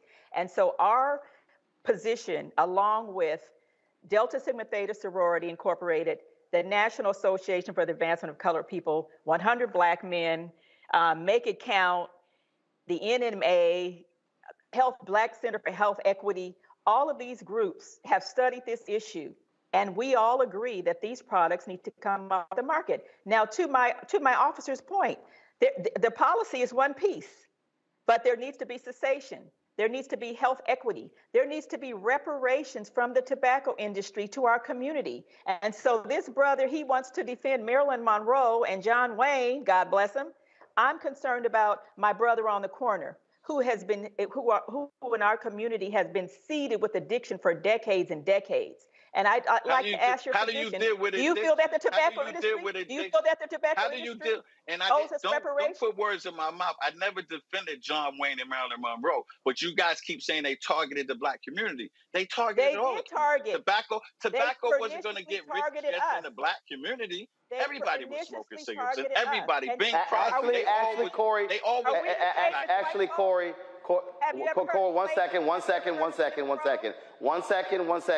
1 second. Corey, again, I deal with facts. It is established that the tobacco industry specifically target African Americans, sponsoring not just jazz festivals, sponsoring tables, sponsoring events. They literally had psychologists studying African Americans to figure out how to increase the sales. So what you're saying is wrong because there literally is empirical data to show that. Now, final point from both of you, and I'm still trying to go back to this basic point, Corey. You keep suggesting that if you ban menthol cigarettes, all of a sudden we're going to see a dramatic increase of killing of black people in the country. Well, if you don't ban menthol cigarettes, there's going to be an increased engagement in the black and brown community with the police. I know that for a fact because they're going to cigarettes. Illegal cigarettes will be the new drug, so they'll be selling cigarettes. If you could get a carton of cigarettes and you could make $700 and you only paid $100 for the cigarettes, why would you sell cocaine, crack, heroin, opioids? I'm telling you, that's what's going to happen. The mafia is going to get involved. all of the drug games, all of these low-level Bloods, Crips, Nietas, MS-13s. I know that's going to happen because they're going to be on the corners in our low socioeconomic neighborhoods selling illegal cigarettes. And listen, the only thing I can say is I hope that they don't ban it. But I really hope and pray if they do ban it, that we don't see this increased engagement in the Black and brown community. But you could look at, like in Delaware, there's been 3 cases of people, the police choking people for not smoking on the boardwalk. We got a 12-year-old kid in LA that was stopped. They thought he was smoking a marijuana. He was smoking a Swisher cigarette. So there's pockets of these crimes already, these engagements already. They're only going to magnify if you have this ban. But again, I appreciate. Carol, final comment. Carol, no, one second. Carol, final comment. My final comment is that this is the beginning of a process. We're still fighting for our right to vote, and that there are African Americans who are leading this charge to get the tobacco industry out of our community. And that is combined with many of the things that people are talking about, with cessation, with dealing with structural racism, with criminal reform, which is why I'm in New York today. And I encourage all the police officers who like to hang out with the federally adjudicated racketeers under RICO. All of these tobacco companies are racketeer-influenced corrupt organizations. The mafia is already doing it, except they're white men with suits on who belong to country clubs. And so they get a free pass. So people not to be afraid, to know that our communities can be healthy, that we will no longer continue to support the biggest whoop, the biggest targeter coming in and seeding the seeds of addiction in our community, generation after generation after generation. The day is over for that. And it's time for people to get on the right side of this issue, to demand that our government support our people and that we get reparations from the tobacco industry for the 1 million Black people who have died in the past 20 years from tobacco-induced diseases. We need reparations. So let's get with that. All right. The brother won't have to sell cigarettes on the corner if he gets reparations. I got you. We're out of time. I appreciate both of you joining us on today's show. Thank you so very much. We come back. I'm going to chat with my panel. We'll also talk about World AIDS Day as well. You're watching Roland Martin Unfiltered on the Black Star Network.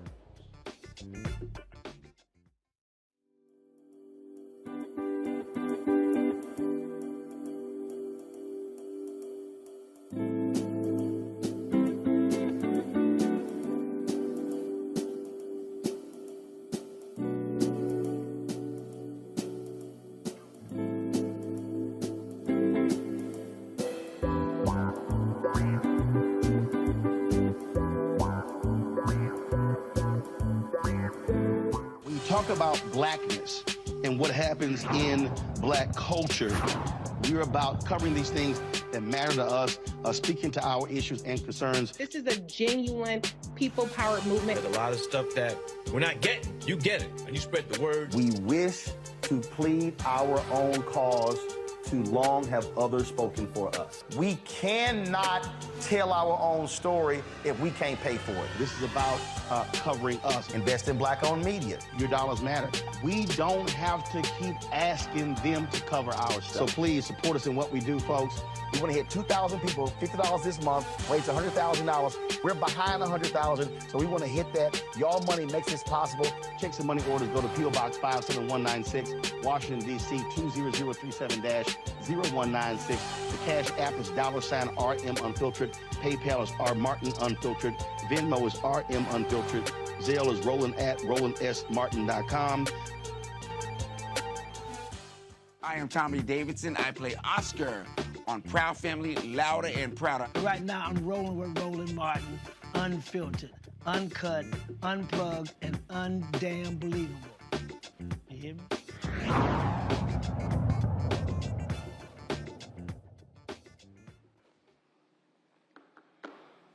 All right, folks, welcome back to Roland Martin Unfiltered. Let me bring in Kelly and Michael. Kelly, first off, what do you make of the comments that Corey was making there, that by banning menthol cigarettes, somehow that's going to lead to this dramatic increase with law enforcement?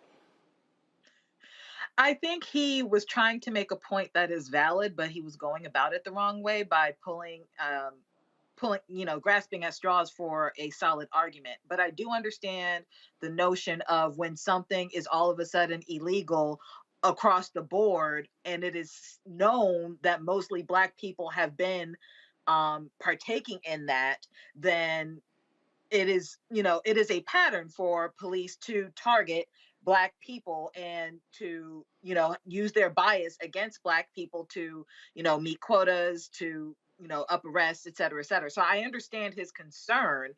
Be that as it may, that doesn't mean that the cigarettes should be on the market, because they are deadly and there is no benefit to them being on market. So, should they get off market? I agree with that, but I also understand his concern about an increase in harassment towards Black people who, once upon a time, should this become illegal, at one point was doing something legal. I do understand his point in that regard. I just feel like he went about it the wrong way in your conversation. Michael.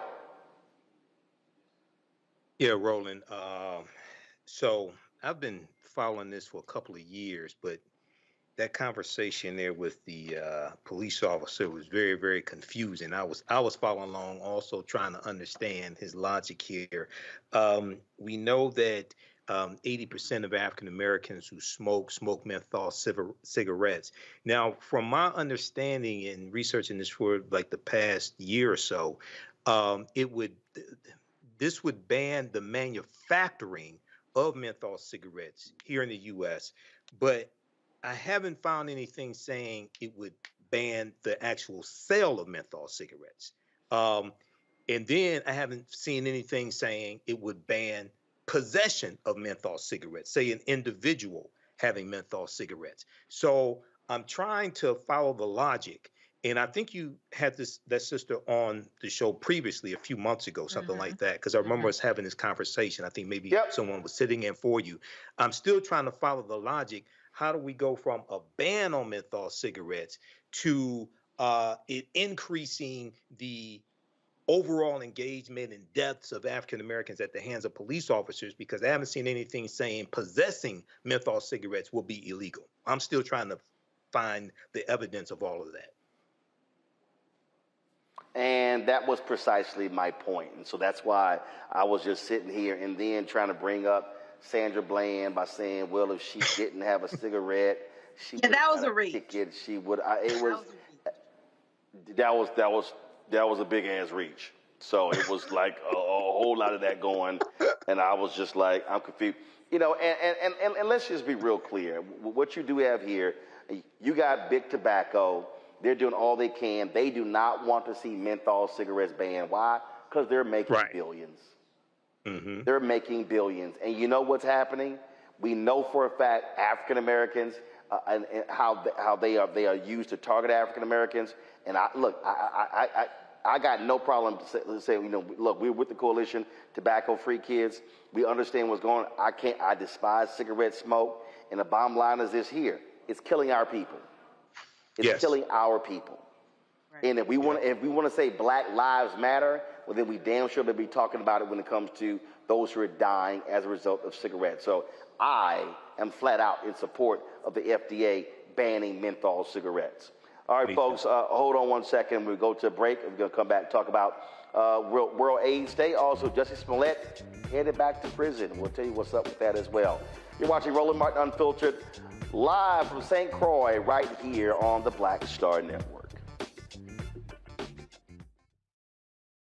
On the next Get Wealthy with me, Deborah Owens, have you ever had $1 million idea and wondered how to bring it to life? Well, it's all about turning problems into opportunities. On our next Get Wealthy, you'll learn of a woman who identified the overload bag syndrome, and now she's taking that money to the bank through global sales in major department stores. And I was just struggling with 2 or 3 bags on the train.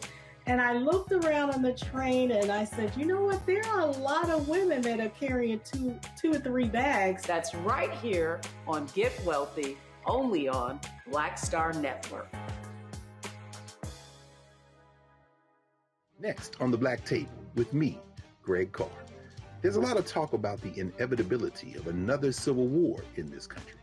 But on our next show, we'll talk to a noted author and scholar who says we're actually in the middle of one right now. In fact, Steve Phillips says the first one that started back in 1861, well, it never ended. People carrying the Confederate flag, wearing sweatshirts saying MAGA Civil War, January 6, 2021, stormed the U.S. Capitol, hunted down the country's elected officials, built a gallows for the Vice President of the United States, and to block the peaceful transfer of power within this country. On the next Black Table, here on the Black Star Network.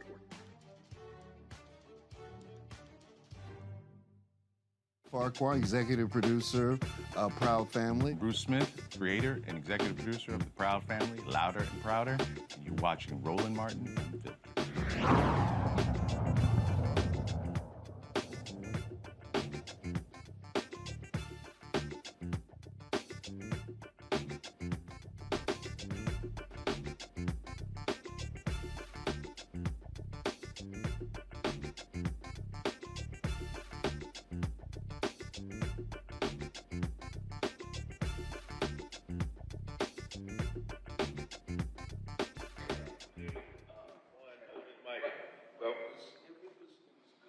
All right, folks, welcome back to Roland Martin Unfiltered right here on the Black Star Network. Today is World AIDS Day, and it doesn't get the attention that it used to. The reality is it still is a significant problem in this country, also in the world, and it still impacts African Americans in a huge way. In 2022, African Americans accounted for 42% of all new HIV diagnoses. Dr. Maya Green is the founder of Onyx Medical Wellness, joins us from Chicago. Glad to have you here. Dr. Green, how has the new drugs that have come on the market, how has that impacted HIV and AIDS in America? Well, thanks for having me, firstly.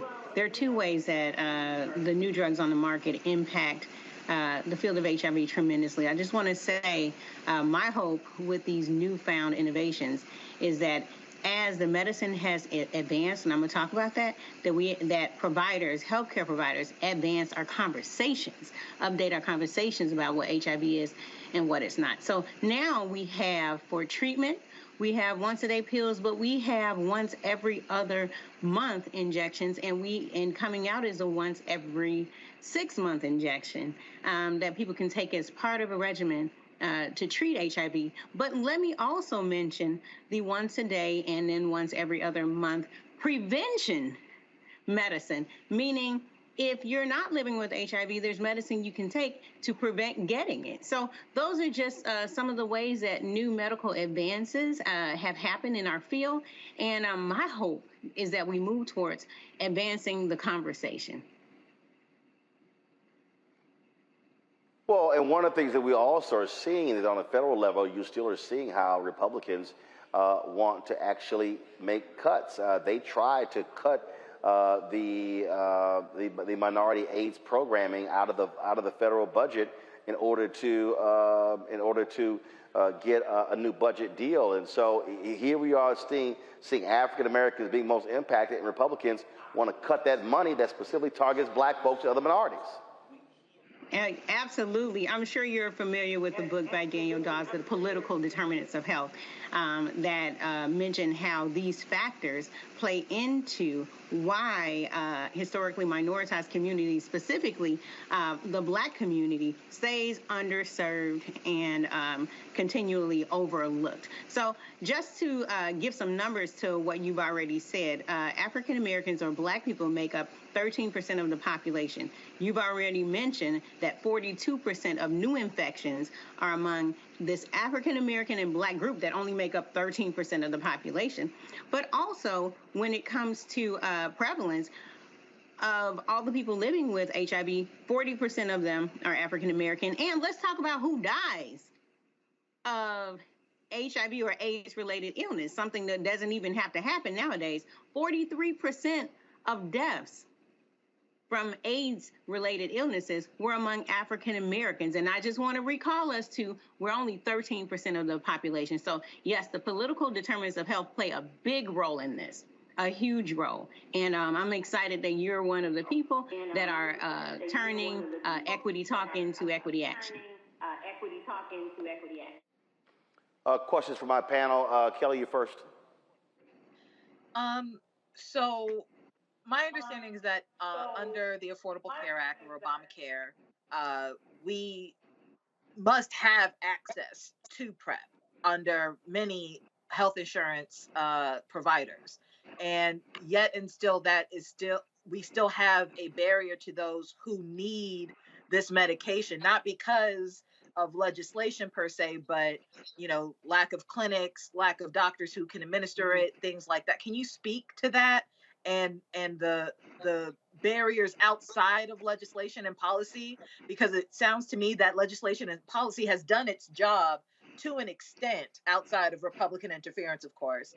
But when it comes to the now, legislation and policy for the most part has worked, but it's administrative stuff. It's frankly racial bias stuff and lack of access due to racial bias that is preventing access. So can you expound upon that? Yeah, the barriers, thank you for saying that. The barriers are on all levels, intercommunity, interpersonal, community-wide, and federal. Thank you for mentioning PrEP, because it pushes me to mention of all, when we look at who can benefit from PrEP, only 8% of Black Americans or African Americans that can benefit from PrEP are on it. When you look at overall population, 23% of people who can benefit from PrEP are on it. So there's another disparity. So you mentioned some of the things that I want to talk about, which is healthcare provider access, right? Those actually go into political determinants of health, but it go into stigma too.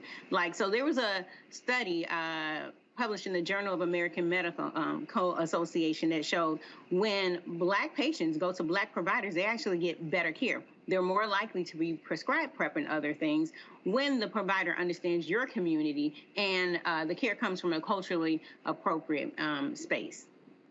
So yeah, there are all kinds of barriers. Stigma is on the rise. I'll just, mention stigma for 1 second for if this is the first time you've heard it. Stigma is when you believe a false narrative about someone, a community, or something, and it's so strong that you actually act on it, even though that narrative is not real, right? And I always say stigma is an infectious disease of the mind. It infects more people than HIV ever could, and it kills more people than HIV ever could.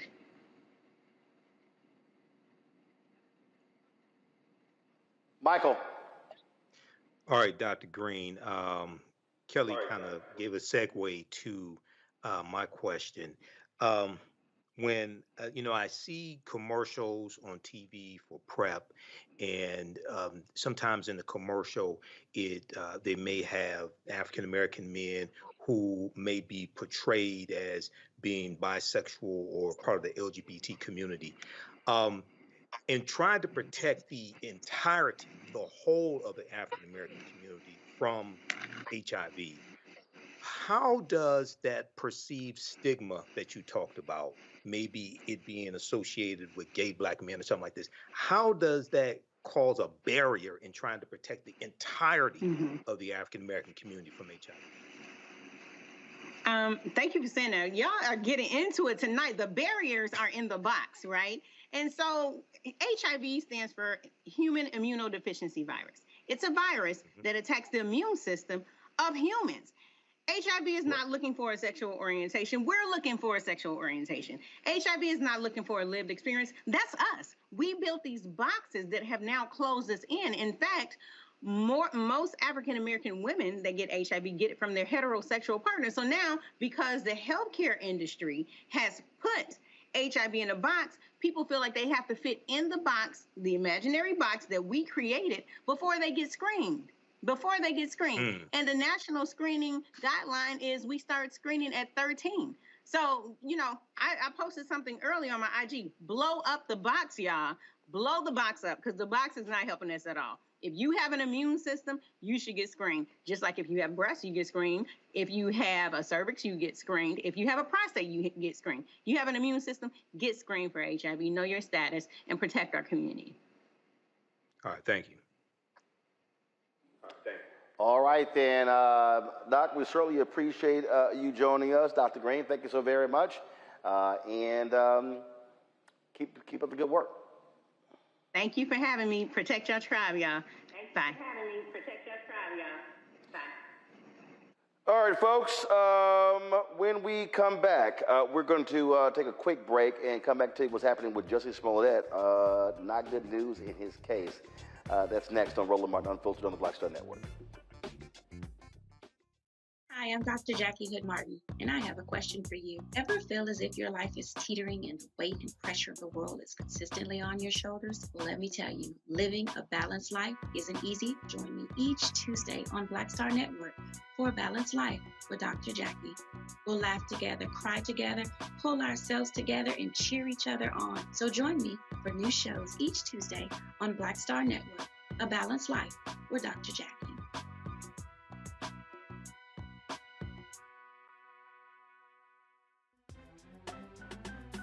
I'm Faraji Muhammad, live from LA.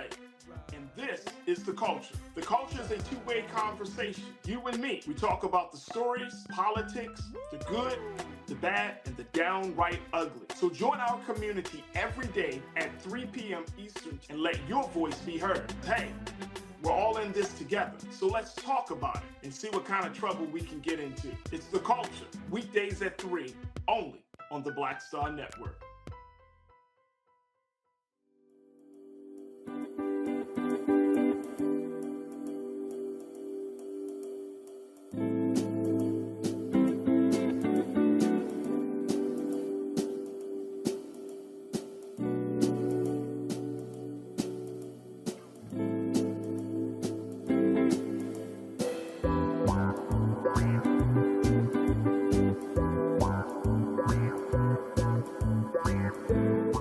Sherry Shebret with Sammy Roman. I'm Dr. Robin B., pharmacist and fitness coach, and you're watching Roland Martin Unfiltered.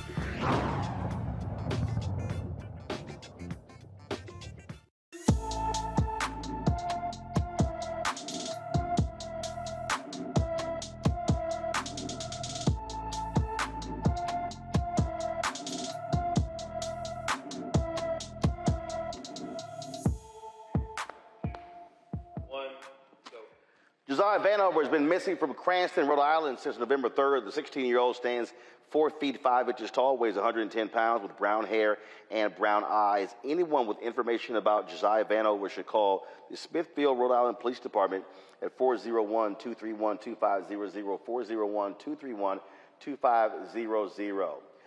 Folks, in Georgia, Fulton County Superior Court Judge Scott McAfee heard a series of motions from attorneys for Donald Trump and several of his co-defendants, including a motion to throw out the charges in the Georgia 2020 election case. Defense attorneys tried to poke holes in the case of D.A. Fonnie Willis. First of all, again, trying to keep these folks from being able to prosecute them. The hearing comes as prosecutors push for an August 2024 trial start date for Trump and the remaining 14 co-defendants. Tell you about that case out of the election out of Louisiana, where the black sheriff won by 1 vote, with the Louisiana Parish Sheriff election results be officially uncalled until a judge announces a ruling sometime next week. And there's already a recount. The brother won by 1 vote. Well, the Republican, the white Republican who lost, he still is not satisfied by that. He thinks that he beat Democrat Henry Whitehorn in the November 18th runoff. Nicholson challenged the election results, alleging a number of voting irregularities. Ad hoc Judge Joseph Bleich did not rule during a hearing today, and instead is taking the matter under advisement until noon Saturday to respond to the evidence presented in Thursday's hearing. He said he will rule after reviewing their submissions. An Illinois appeals court has upheld the conviction of Jussie Smollett that took place in 2021. A jury convicted the Empire Star for staging a racist, homophobic attack in 2019. Smollett's attorneys challenged the role of a special prosecutor, the jury selection, evidence, and other aspects of the case. He will now have to finish the 150-day sentence in jail. He spent just 6 days in jail while pending his appeal, which he just lost. Also, the first woman to serve on the United States Supreme Court has died. Republican President Ronald Reagan appointed Sandra Day O'Connor to the U.S. Supreme Court as the first woman ever. She was confirmed by a Senate vote of 99-0. She was a trailblazer for women in the law educated generations about the rights and duties of citizenship, was a crucial figure in landmark Supreme Court cases involving abortion, affirmative action, as well as civil rights. She retired in 2006 to care for her husband, who was dying. In 2018, she had been diagnosed with dementia. She was 93 years old. So that's the news there. Also, the inmate who attacked Derek Chauvin, the former cop who killed George Floyd, well, guess what? He's now facing attempted murder charges. Chauvin was stabbed 22 times. He has survived an attack, but again, that inmate is now going to be facing attempted murder charges. And I must say, Michael, you got people who are in prison who say, look, I ain't never getting out. So they said, I ain't got nothing to lose. Yeah, you know, it's going to be interesting to find out more details. I was reading the article from NBC News on this, and the person who allegedly stabbed him said that the reason why he did it on Black Friday was to be an alliance. It was in reference to Black Lives Matter. This is in the article from the NBCnews.com on this. So, and on the other hand, you know, now some people may say this is karma, and I don't mean a song by Taylor Swift either, but I do also agree that when you are in the custody in prison or what have you, your safety is the responsibility of, you know, the prison guards, et cetera. So it's going to be interesting to see how this happened and how he was able to use this makeshift knife and stab Derek Chauvin 22 times also in federal prison. Kelly, bottom line is Derek Chauvin, he better be looking over his back for the rest of his time in prison. I mean, God don't like ugly, and he ain't too fond of cute either, as evidenced by this incident. I think it's interesting because a couple weeks ago when I was on the show, we were saying how, you know, cops kind of beg to go into federal prison because state is so much worse. Exhibit A. I don't know what else to say to that. Like, I'm sorry? No. Well, again, I mean, bottom line is, you know, he gonna look. He in prison. He gonna have to deal with the realities of being in prison, and that's what happened when you do wrong. All right, folks, that is it for me. Before I go, I forgot yesterday. I was so busy doing this stuff on yesterday. Did not give a shout out to my mom for her. Oops, hold up. Let's see here. Did I get this right? Give me 1 second. I need to make sure I get this right. I forgot yesterday. We were so busy. With other news of the day that I did not give a shout out to my mom. She turned 76 years old on yesterday. Dad turned 76 in April, and so she was hanging out, having a good time. Recently saw her and her family, of course, for Thanksgiving, and so my mom, Imelda Martin, 76 years young on yesterday. Yeah, she's Sagittarius, but she birthed Scorpio, so that's the most important thing. So they all right, but we'll tolerate Sagittarius. All right, Mama, happy birthday. Y'all know she sent me a text last night. You ain't getting a birthday shout out. And I was like, the iPad died. So we got it straight today. All right, folks, that is it for me from St. Croix. I've got meetings this weekend. Looking forward to that. A lot of stuff going on. Can't wait to chat with folks here.